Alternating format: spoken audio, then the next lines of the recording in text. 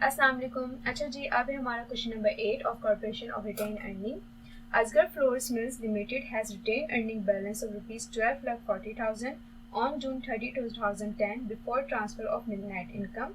The net income for the year was ₹3,60,000। ठीक है, यहाँ पर जो रिटेन अर्निंग दी गई है 12,40,000 की, ये ओपनिंग बैलेंस है क्योंकि नेट इनकम अभी ट्रांसफ़र नहीं हुई है। उससे पहले जो रिटेन अर्निंग जो शो हो रही होती है वो ओपनिंग बैलेंस होता है।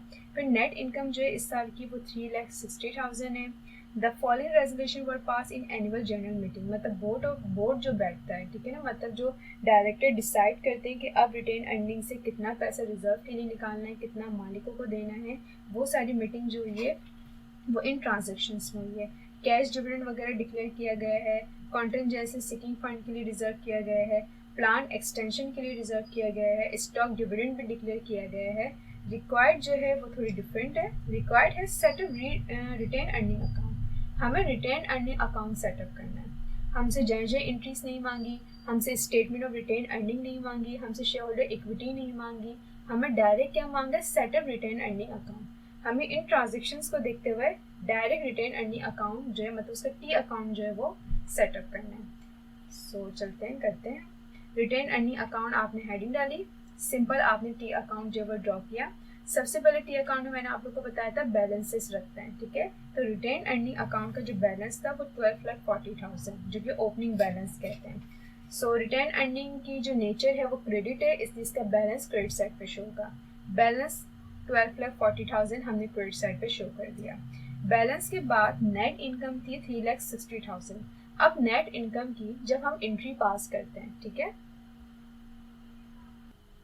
जब हम नेट इनकम की एंट्री पास करते हैं तो उसकी एंट्री हम ये बनाते हैं कि income summary debit, retain earning account credit, और यहाँ पे अमाउंट दी गई है 3,60,000। तो हमने जो है वो यही करा यहाँ पे कि हमने लिखा कि भाई income summary account debit side पर आया है, इस वजह से retain earning account credit side पर गया कितने से, 3,60,000 से, क्योंकि हम जहाँ एंट्रीज को देखते हुए टी अकाउंट ड्रॉ करते हैं। अब जहाँ एंट्रीज तो है नहीं, तो हमें अपने माइंड में इमेजिन करनी होगी कि भाई इसकी एंट्री क्या बनेगी, उसको देखते हुए हम यहाँ पे वैल्यूज जो है वो एडजस्ट करेंगे। अब यहाँ पे सबसे पहले बैलेंस रखा, फिर हमने इनकम समरी की वजह से क्रेडिट साइड पे जो रिटेन अर्निंग है 3,60,000 की वो मेंशन करी। इसके बाद कुछ जो है वो मीटिंग में जो है वो कुछ डिसाइड हुआ है, कुछ डिसीजंस लिए गए हैं, जो कि कैश डिविडेंड डिक्लेयर की एक बात हुई थी 36,000 की, ठीक है। कैश डिविडेंड डिक्लेयर किया गया है, उसकी एग्जैक्ट अमाउंट बताई गई है 36,000।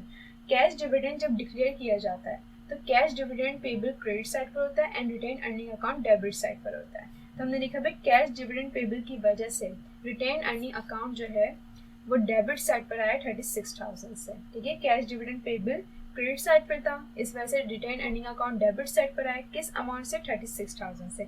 हमें यहाँ पे वजह लिखनी होती है कि किस वजह से retain earning account debit side पर आया और किस वजह से retain earning account credit side पर गया।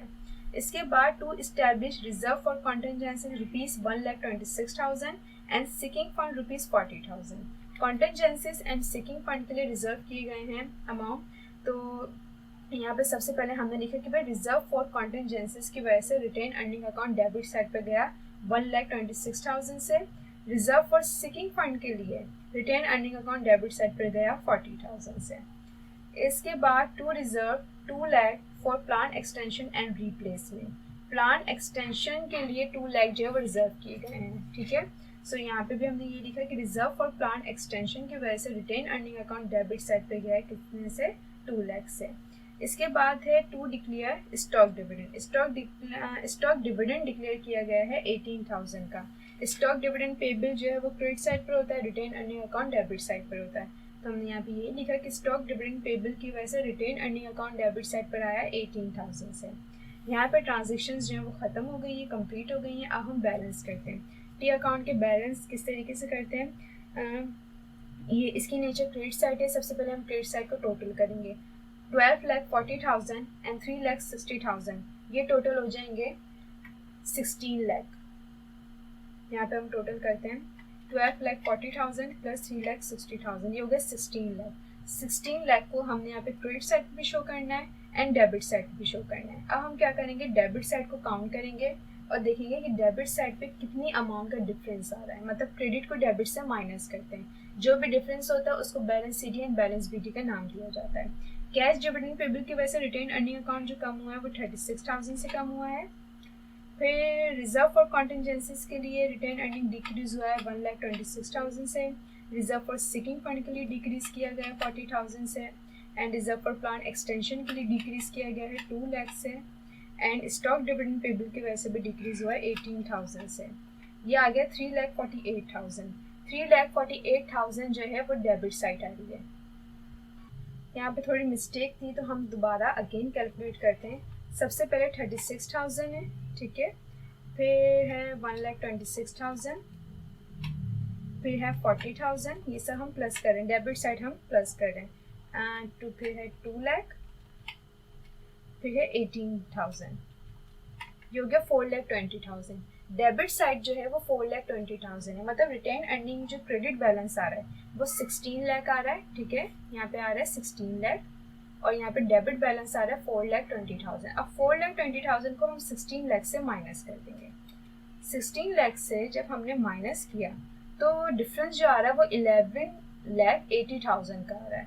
11,80,000 क्या हो जाएंगे, balance C D and balance B D, मतलब इतना डिफरेंस आ रहा है। 11,80,000 का यहाँ पे डिफरेंस आ रहा है, जो कि डिफरेंस जो आता है वो बैलेंस सी डी कहलाता है, एंड जो इसकी नेचर होती है, मतलब रिटेन अर्निंग की जो नेचर क्रेडिट है, इसलिए balance B D credit side पर आएगा 11,80,000 से, ठीक है।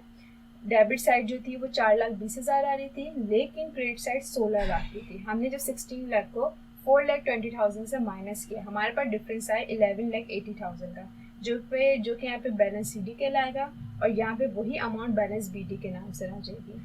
क्वेश्चन नंबर 8 जो है वो कंप्लीट हो गया है। यहाँ पर मतलब यहाँ पर हमें ट्रांजेक्शन्स को देखते हुए डायरेक्ट हमें टी अकाउंट बनाना था, ठीक है। टी अकाउंट जो है वो डायरेक्ट बनाना थोड़ा डिफिकल्ट होता है, लेकिन इसके लिए एंट्रीज बस पक्की होनी चाहिए। एंट्रीज आपको बहुत अच्छे से आनी चाहिए कि आप एकदम से जो है वो अपने माइंड में जो है वो इमेजिन करें एंट्रीज, और फ़ौरन से जो है वो टी अकाउंट बना लें।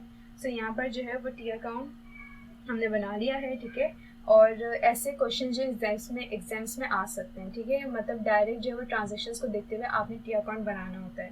क्वेश्चन नंबर 8 जो है वो कंप्लीट हो गया है आप लोगों का।